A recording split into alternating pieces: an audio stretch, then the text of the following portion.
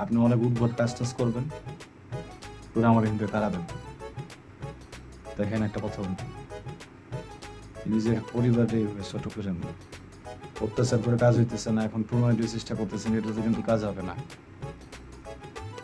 পড়েন, যে কাজের জন্য আমি আসি সেই কাজটা করেন।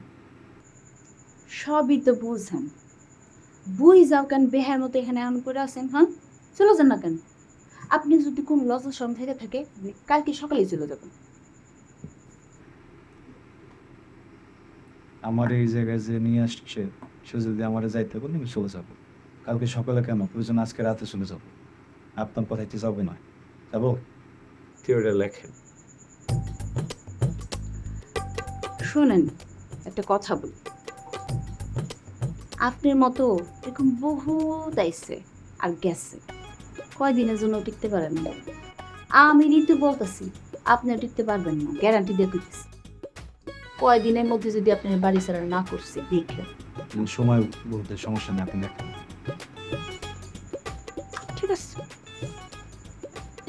স্যার, ঠিক জানেন